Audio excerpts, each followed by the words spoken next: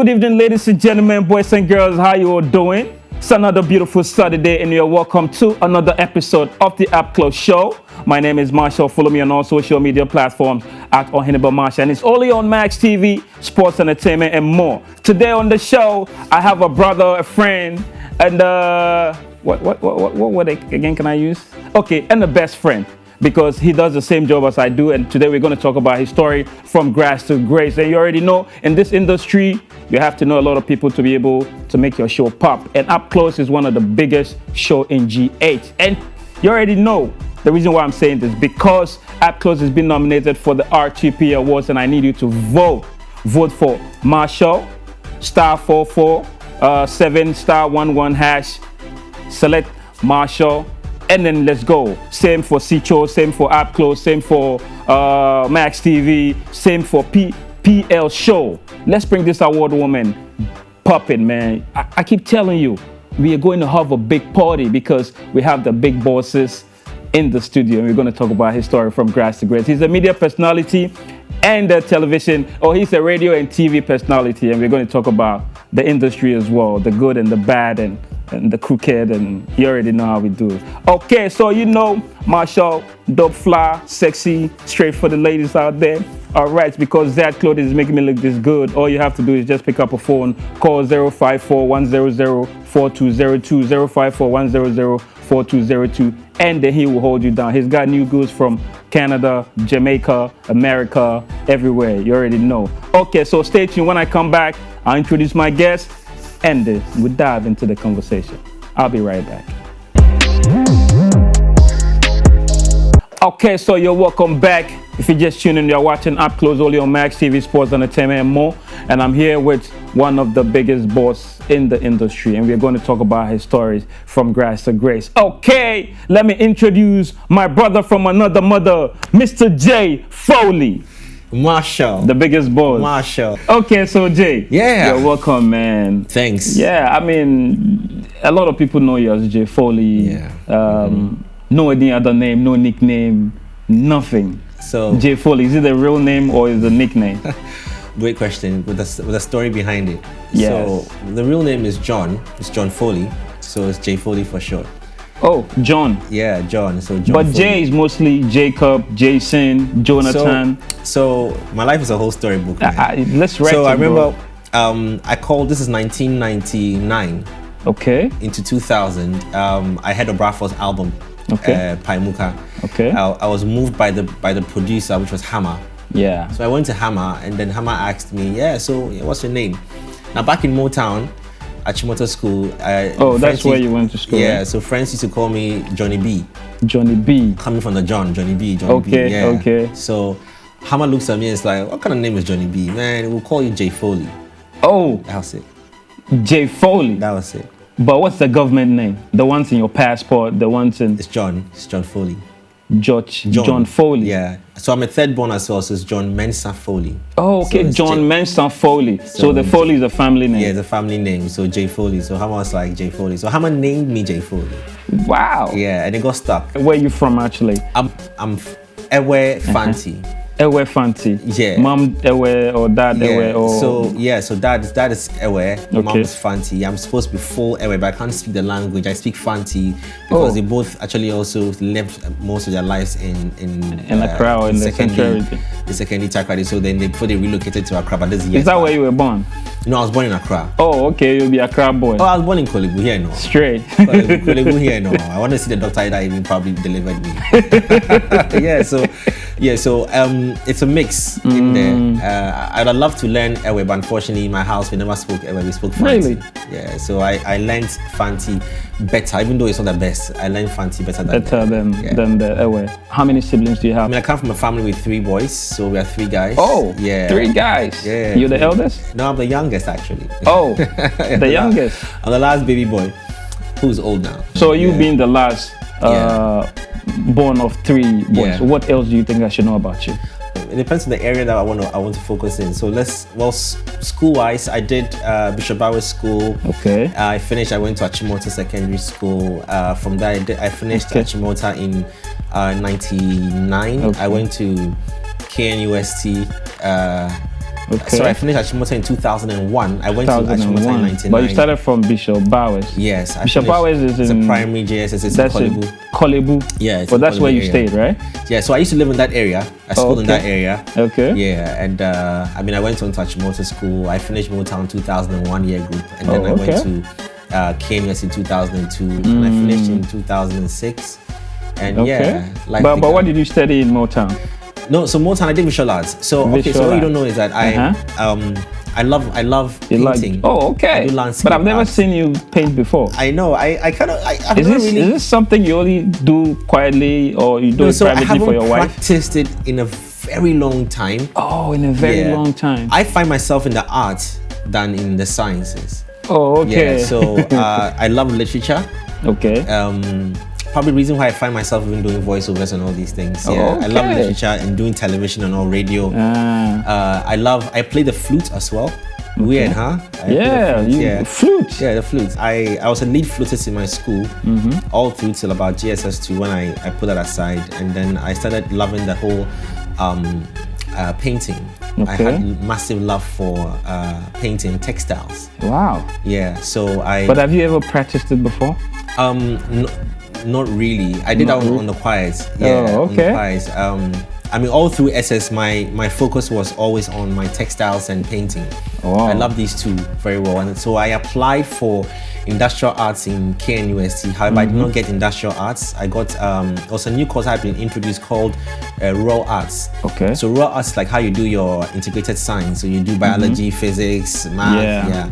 Who inspired you to want to be a voiceover artist? So there's this lady who was championing Independence Hall Week in KNUST and came to see me that, oh Jay, you make beats, right? I'm like, yeah, I needed to do an advert for me for in Independence Hall. We call it Indies, so Indies Hall Week celebration. I found it weird, like a voiceover. I've not tried it before.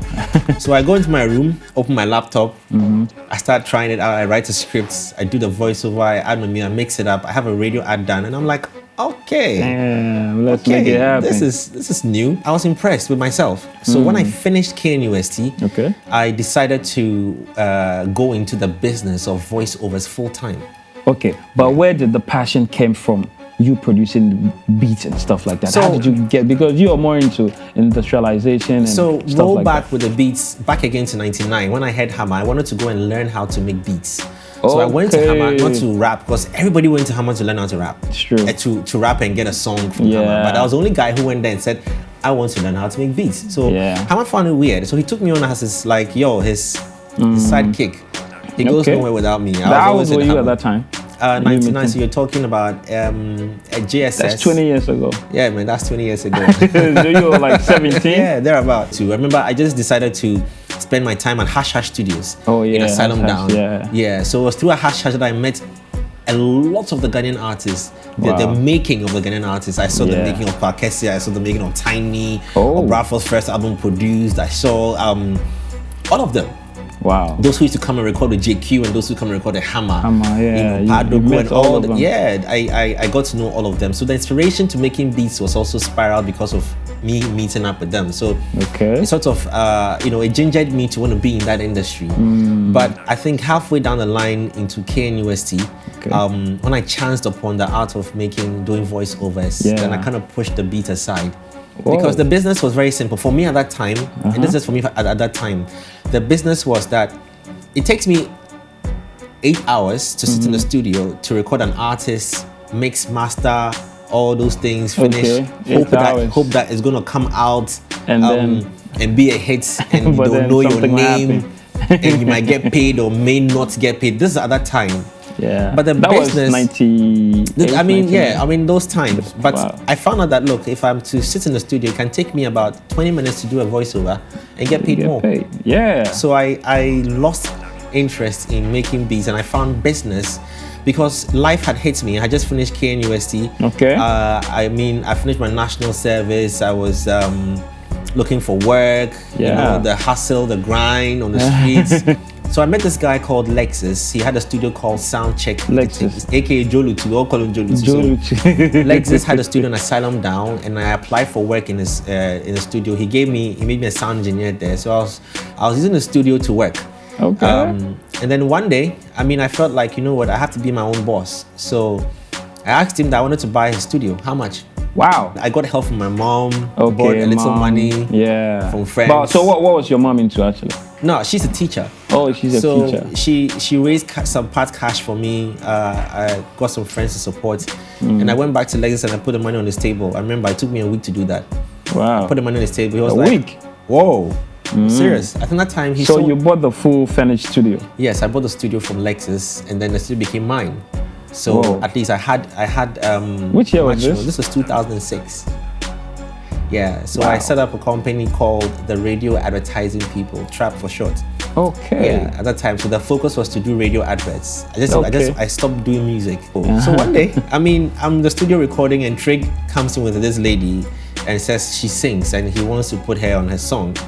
So I'm like, okay, who's this girl? So she goes into the booth, she records. I'm like, whoa, you can sing.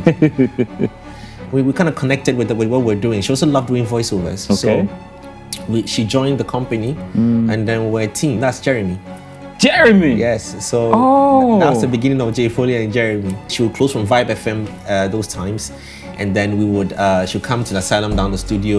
Okay. And then, we move around to companies looking for voiceovers to do. Wow. And so one day I'm in the studio and EL comes and was like, yo, you know what? Let's work together.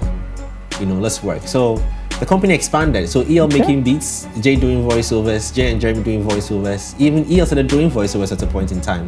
Okay. And yeah, I mean, at that time, I mean, he was still with Skillions, but he was still doing his thing. Okay. You know? And so the studio was full. Myself, EL, Jeremy, Trig, Jeremy. Edem. You keep mentioning Jeremy. I know it was rumored. Yeah, the relationship. And Yeah, all. you guys were, having something we together. we had a relationship. Oh, you guys dated? Yeah, quite a while. Oh, for how long? Don't mind Walt. He's a bad boy. He's trying to push me to the wall. No, I just wanted to know. I mean, it's a lot past. of people, Yeah, I mean, for like close to like 4 years. Wow. Yeah, but we never wanted to publicize because we didn't believe in that thing about publicizing relationships and social media and all that. Yeah, I mean, we were very quiet. Ignis would say from Foresight that you two, I just don't understand you people. Like we're not moved by fame. Okay. You know, like we don't go to places and flaunt our wings. That no, we don't do those things. We're very homely. Yeah. I mean, but talking about relationship. Yeah. I heard you and Easy also had something to do. Wealthy. Well, we're friends. Let's say we're very good friends. Oh, me no, and Easy were very good friends. Boss. We're very good friends. I leave it at that. We're very good friends. Me and Easy very are good friends. very good. No, I knew guys, Easy. So hold on. Okay. Hold on. I met Easy in 2000 or 2001 thereabout. She was with Lynx at the time, or she was a solo artist? No, let me take you back. Take me back. Mildred Ashon. I met her in a studio with Trig. Trig and I went to a studio in Newtown. Oh, okay. Yes, so it means you and Trig, you guys were like brothers. Me, Trig, and Edem. I met them. Oh, okay. So we went to Newtown to record. So basically what we do is that we hear you have a studio. You come through. We come there, we come and hope that you give us a session to record. Okay. So me, Trig, and Edem went to the studio to record, and then we met Mildred. Mildred was being produced by the studio owner called Onana. And we met Iwan there. Okay, Razak. So Iwan was there, also recording. Yeah, Razak, it's my boy, man. You know everybody's phone man, I know everybody. Trust me, I have everybody's dead. So I got to know Easy there, and then so when I played beats there that time, she kind of also vibed with my beats. She liked it. She liked it. So she joined the camp. So me, Easy, Trig, Edem, and then partly Iwan was on. Where was Jeremy? No, I didn't know Jeremy. This is 2001. Oh, before you met Jeremy? Way before. This is like 6 years before. I so met you Jeremy guys, in 2006. You dated Easy before? I didn't date anybody, please. Easy and I were very good friends. We were tight buddies. And not to forget the support that I was telling you the last time that VIP gave me. Much love and respect to Promsy, Prodigal, Lazy. I mean, these guys helped me down. Zeal. Yeah. No, I'm saying Lazy because I want people to understand that it goes back. Yeah, Lazy. Okay. You know, and they introduced me to their boys they were working on. That was Lil Chris and Double I. And Double I, yeah, FOI. Yeah, I know, right? I miss those boys so much, man. So, I mean, they held me down. They, just for the fact that they even believed in me, you know, because they were working with the big dogs like JQ and all. But I mean, they'll always have an eye for me as well, anytime. So when I went to him and I said I wanted to learn how to make beats, he found it awkward. Yeah. Bro, I was using money that I was supposed to use for computer class. I remember that. Oh, you are paying Hammer? If I'm to calculate now, yes, I was paying Hammer 100 CDs every day. Wow. Take this back to 2000. Every day. 2000 for how many months? Yeah. I did it for 7 days. Oh, and 7 days. So that day I told her, I confessed to Hammer that, look, I'm out of cash. Yeah, you know what I'm Hammer did? Nah. He asked my mom and my dad's number. And he called them. And he says, listen, your son has got potential. Yeah. And I want to train him. So encourage him. I want him to come to me every day. So every day from that time in 2001, if I can recall. No, sorry, in 2000, I was at Hash Studios. Wow. I get down at Circle. If I don't have cash, I walk from Circle to Awudume. But then where did you stay? Sakumono. So I was tripping Tema to Hash every day of my life. Okay, guys, I'm here with Jay Foley, and we are talking about his story from grass to grace. I know you're enjoying it. Let's go for a commercial break. When we come back, we still continue.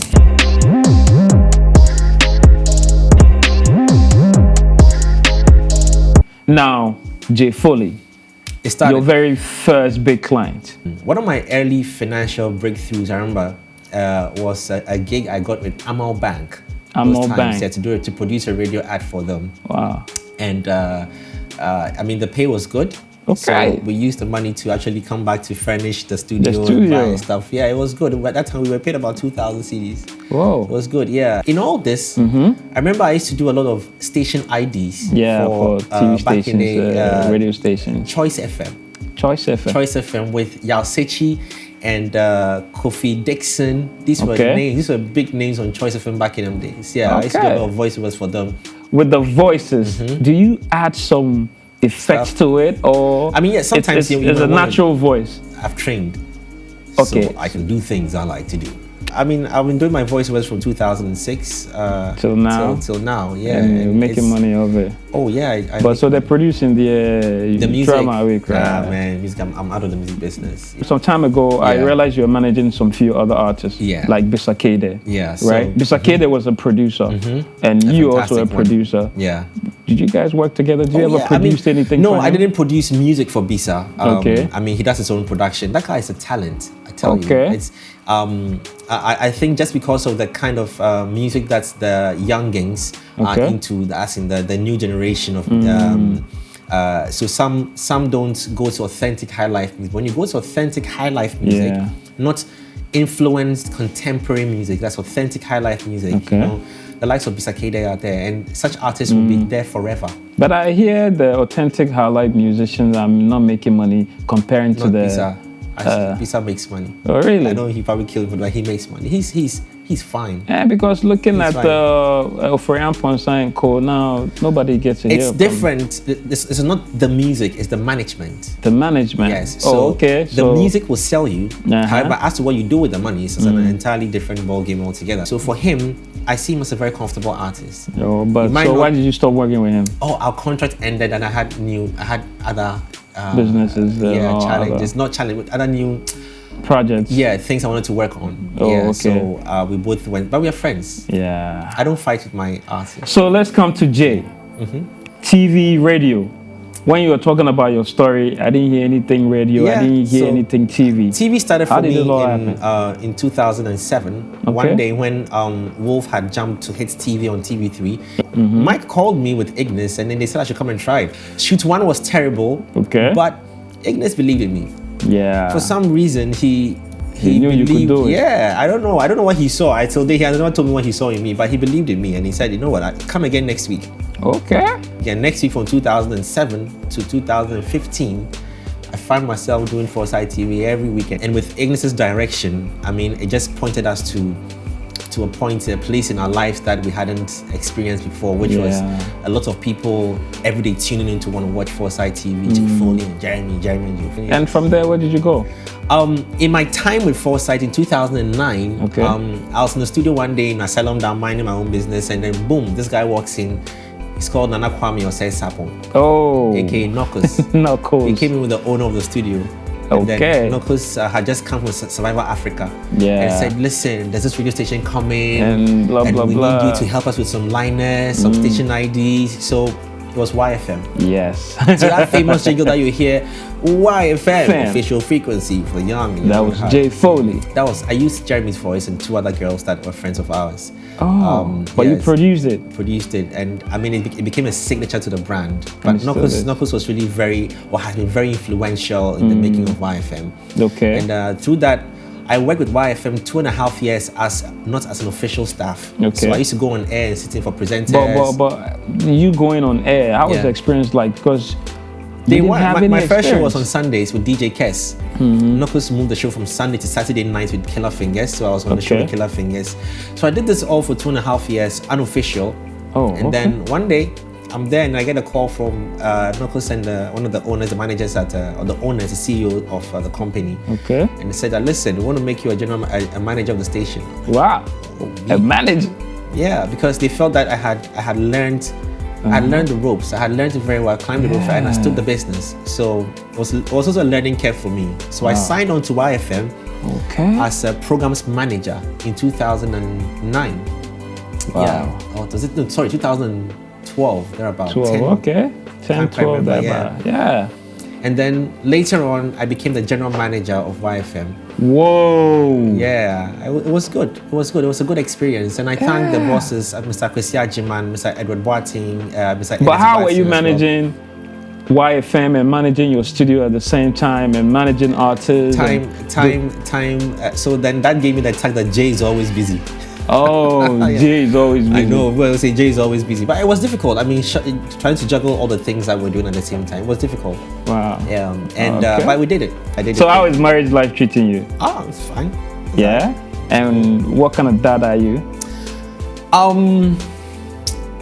My daughter, they over me, Charlie. You know this phrase, Man, my the daughter, first one or the second one? I mean, both of them, but the first one is so, like, she's demanding, her birthday. She's like, Dad, I want a scooter, I want this, I want that, I want this. And she give me 5 things she wants, get it for me, I want it. And I'm looking at it and I'm like, I can't even back at her. I can't, like, she over me, yo. Yeah. Yeah, I mean, I love my daughters to bits. That's beautiful, yeah. man. You getting married with the kind of job you're doing. Yeah. How do you work around it? It's responsibility. Because you're always busy. That's the tag. Jay is always busy. But how do you get time everything. for family? Family is everything. I mean, I'm always in touch with my family constantly. I mean, every split second. Yeah. Family is everything. So you were the first journalist who went to Europe to cover the European. Oh, that story is another award. one altogether. Yeah, I mean, how did it all happen? So, okay, moving from family. So one day I had a call from one of the current managers or management team members of Shatter. His name is Chris.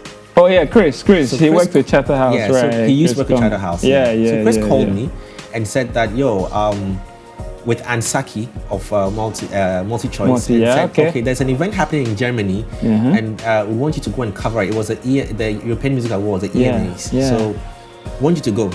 Now check this out. So I applied visa, blah blah blah. I got it. I went. The visa they gave me was 3 days. 3 days. Yeah. Yo, Germany. Germany. They gave me 3-day visa. Can you believe 3-day visa? 3 days. So I arrived on Friday and I left on Monday. Wow. Yeah. So the event was on Saturday. But how was the experience like for you? Man, the professionalism with which they do their things. Not Germans. I'm talking about the event itself. Oh. Marshall was something else. It was in Frankfurt, right? It was in Frankfurt. It was crazy. The professionalism was just on point. So I learned a few things on there. I had a 1-second chat with Kim Kardashian. Oh, 1 second chat. Yeah, 1 second chat. I mean, you can imagine. Look, so I see Kim walking 1 second. I mean, 1 second. Yeah, on the red carpet. She's walking on the red carpet, and I'm standing there, and I have my microphone. It was just me. I stood. I stood by the red carpet. I saw Kim coming. And then I was like, this is my chance. Make or break, Jay. Yeah. Do something. So she's passing and I'm thinking, as a presenter, what question should I ask her? And the thing is that this is how it works. So on the red carpet, okay, there are names of where you're coming from. Okay. Pasted on the floor. Okay. So everybody standing there has been apportioned a place to stand. Okay. So at that time, what they do is that the managers come before the artist comes to come and look at, so I'm talking to this one, CNN, BBC, Al Jazeera, this, GTV. All right, so you will interview her when she comes. Okay. So when she comes, she knows where she's going to. Oh. Now, I was not on the list. Yeah. When Kim was coming, man, they were not going to call us. I'm not going to call me. Who am I? Of course. But I said, no, forget it. Yeah. She's passing, and I'm thinking of what to ask her to get her attention. Yeah. And this comes with the skill.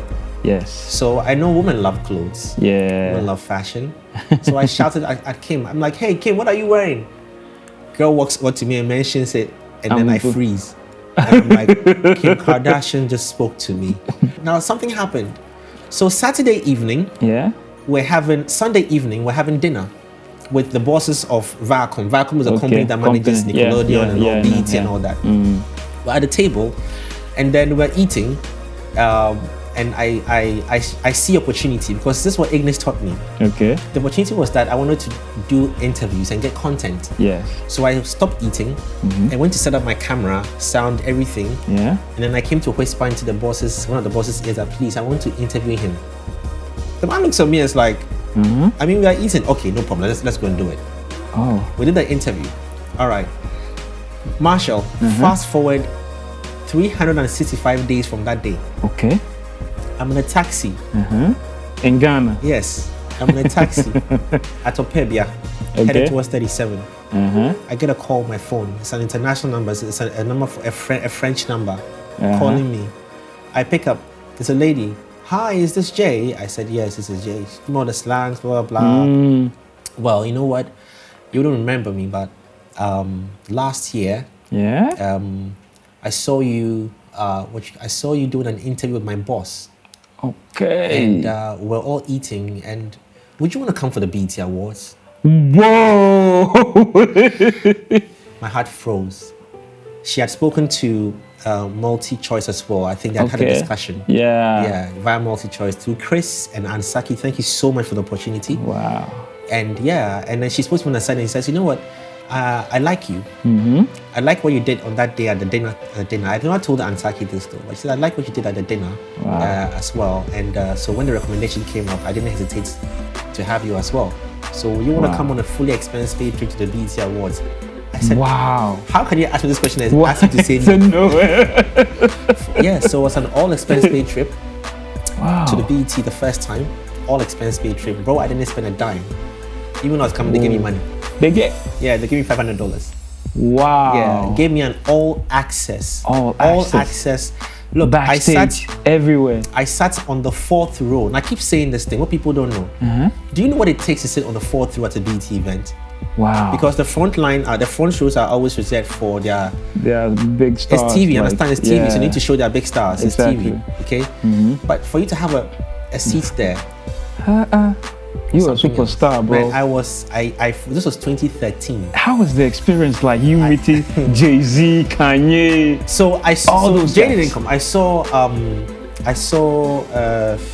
I think Nicki Minaj. I saw plenty. Wow. Seeing them. The third time I went for the BET Awards, where I sat, Beyonce came to pass by me. Oh. Now her opening performance, when she passed by me, I think my heart stopped beating. I'm telling you, the experience at BET Awards is something else. So I bumped into this guy. He was on the team with R. Kelly. This guy was standing next to me, and he asked me, "Are you from here?" And I said, "No, I'm not I'm from Ghana." Oh, okay. So we're catching up. Yeah. This guy's uncle works with R. Kelly. Whoa. Now, unfortunately, so he was going to take me. So he took me to his uncle. His uncle's like, yeah, if you want to meet Kenny, fine. He's around. Straight. So, unfortunately, just when we were going to get a chance to go to see our kid, I think they had moved from where they were. I lost the opportunity. I was going to get an exclusive interview with just because he said I was from Ghana. My third trip to the BET, sponsored by EIB, thanks to Bolare as well on this one. I had a chance to go to a place they call the Radio Room. Okay. The Radio Room gives you an all access to almost all the top artists who are going to come there. Oh. And in the Radio Room, they don't flex you there. I chased up Busta Rhymes for an interview. Dude was like, "Oh, don't worry, I'll talk with you." Yeah. He came to sit down with me and Vanessa John. We sat down. We had an extensive interview with Busta Rhymes. Wow. No bodyguard. Nothing. This lady on was it on Power 105? I keep forgetting the names. She was an artist turned presenter. I'll try to remember the name. Please, I'll tweet the name when the show is coming. I'll tweet it out. She was available. Yeah, for interview. I met Eric Benet. He was available. I have a photo with Eric Benet as well. I'll send that to you. Wow. I mean, like, they were all available. Nobody's giving you any restriction as in who are you? Nothing. When you came to Ghana, I saw you in the bush. It was you mean the bush? Sky Marshall, right? Yeah. What was it all about? We decided to move around the country to film the sights and sounds of this country, places that people have never seen before or thought about. So we started filming Sky Marshalls. Is there anything interesting you saw while filming Sky Marshall? Is it Sky Marshall or Sky Marshall. Yes. I went to a place called the Brook Rock. Brook Rock? Yes. In Ghana? Yes, it's far inside Kwewu. I've got the exact place, but it's far inside Kwewu. But who was financing your Nobody project? From our pockets, bro. From our pockets, yeah. Wow. I mean, you see in the visuals that you have that. Wow. I mean, we did it ourselves, with no support from anyone, no one at all. But did you make any funds out of it? No, we didn't. We didn't make money from Sky Marshalls. Okay. And one of the reasons why we had to halt the project. Yeah, we went to a place called the Brook Rock. Was one of my most adventurous. Crazy. Sometimes when we have to leave our cars and walk. You know, I walked close to almost an hour and a half to find a rock. Some of the caves we went to, the danger involved, you know. I remember when we went to the Vley Falls, for example. What was it about? The Brook Rock? The rock is, you have to see it. You have to see it. It's a huge rock. When I say the word huge is too small to describe the rock size. Wow. I'm telling you, the word huge is too small. But how do you get to know such locations? We ask. Oh, you ask? We ask. So sometimes we drive to nowhere and ask what's here. And then we make, so sometimes we set off early in the morning and we know where we are going to. We get lost, but we still go till we find what we want. Yeah. I remember that particular rock I'm talking about, we parked our car, walked for over an hour and a half through the forest. Hour and a half? Yes. Walking. So we have 30 minutes to show Sky Marshalls, right? Yeah. But we have over 24-hour footage. Yes. So walked through and then we got to the rock. The guide performed all the necessary rituals that he had to do. What? There has to be ritual tradition. Yeah, they have to pour libation. We have beautiful places in Ghana, and if you are to visit places like this and go through this stress, obstacles... Well, I won't call it stress. I call it our beliefs. And it's our culture. It's what we believe in. It's what the locals have accepted. So you have to respect it and continue. So some of us, how do we explore? How do we get to know? Look, we went to this place called Fort Princestein in the Volta region, yeah? When we went there, the stories that they told us about the places and some of the questions I asked that we didn't want to even show. Yeah. Because they're a bit deep. Understand? They're a bit deep. But that is our culture and it's beautiful. Because it is what protects. If it's beautiful and you can't get to see it, it's not beautiful. I asked one question. I asked the tour guide at Fort Comantin. Okay, it's around Mankesimo. Is it Mankesimo? So Fort Comantin. I asked him that. Listen, I know people have died here in years past. Slaves, some died. That. What happened? What do you hear? I asked him about their unhappy spirits there. Yeah. You know, he said to me that listen, sometimes in the night, you hear people crying. You dare not even go there. But I mean, they tell you these things. Ask whether it's true or false. Who am I to not to believe? Understand? But I mean, we wish that Sky Marshalls was funded, and we wish that we had gotten any support from any organization. So what are you doing now? What are you into currently? Well, I mean, I just discovered my art of writing. Yeah. So I produce. I'm still in my voiceover business. I'm not going to stop. Okay. Yeah. But I've been seeing you on TV. Yeah, so I still do television. Well, that's a 6 to 9 a.m. So I do my morning show early morning, but I have the rest of the day to myself. So I go to my office. I have a lot of work I'm doing. Okay. I am busy. Yeah. I am busy. And there's this show called, is it Leak?